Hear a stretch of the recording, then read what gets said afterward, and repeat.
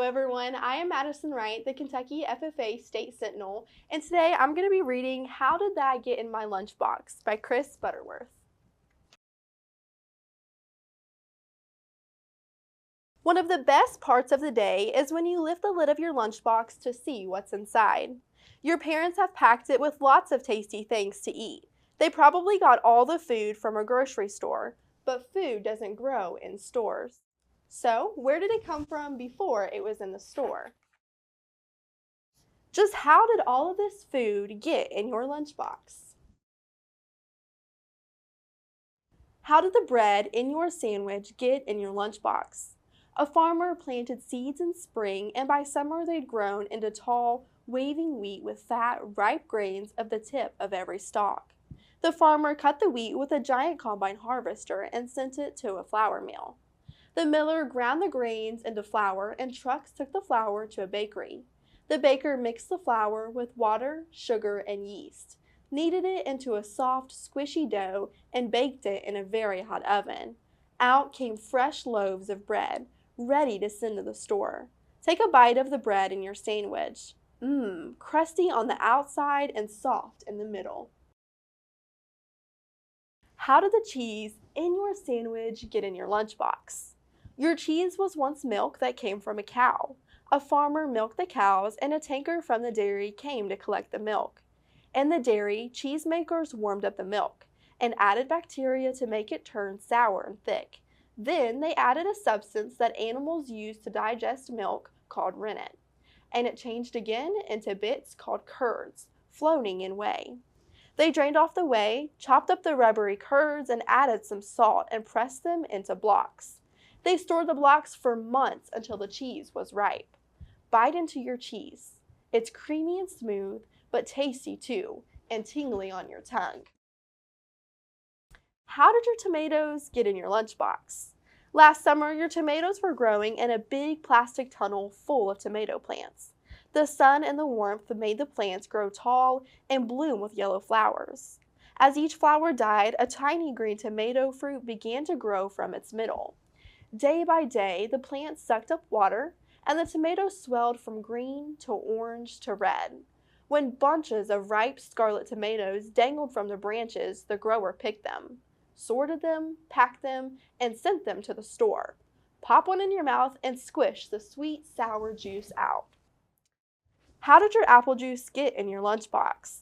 Last spring, the apple trees in the orchard were full of flowers. In summer, tiny apple buds grew from each flower stalk. The buds kept growing, and by autumn the trees were full of ripe, sweet fruit. Pickers climbed into the trees and filled their bins with fruit.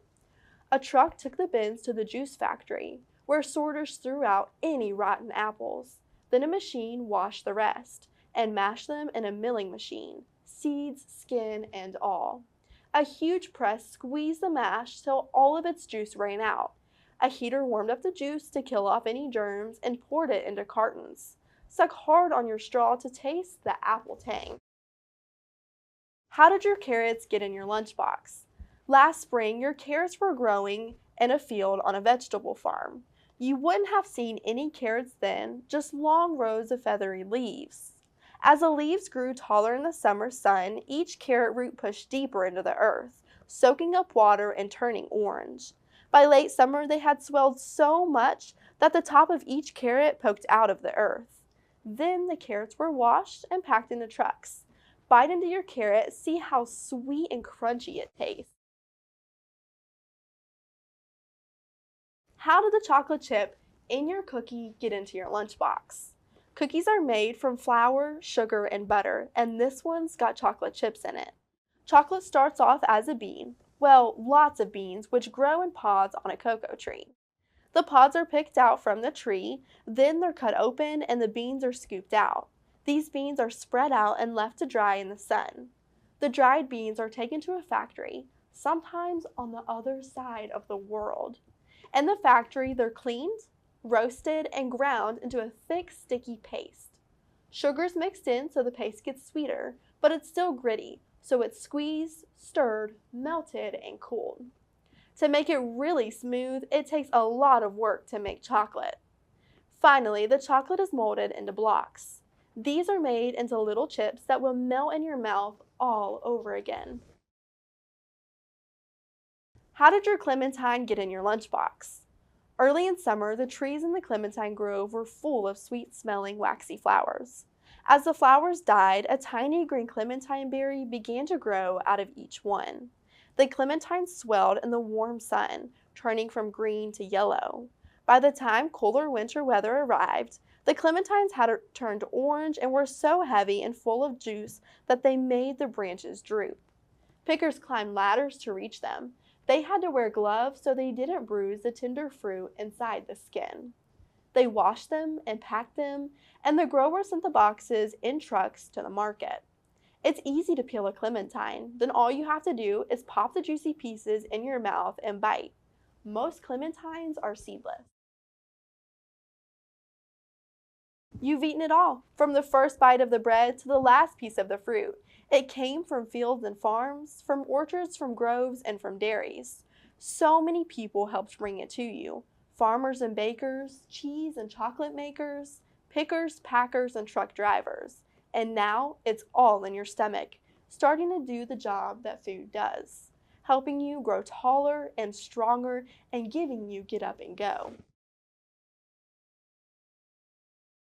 You need more than lunch to make you grow and keep you healthy. Every day, you need to choose food from each of the sections on this plate. Most of your food should come from fruits and vegetables and carbohydrates sections. Carbohydrates. These foods fill you up fast and give you the energy to keep going. Fruits and vegetables. Your body needs lots of these to keep you healthy. These foods are just as important as carbohydrates, fruits, and vegetables, but your body doesn't need as much of them. Protein. These are bodybuilders to help you grow those extra inches. Dairy. These are the bone builders. They also help your teeth grow strong. Then there's the stuff you eat for a treat. Just a little bit of these is enough. I'm so excited to have gotten to read to you How Did That Get in My Lunchbox? And thank you so much for participating in All In for Agriculture Education Week.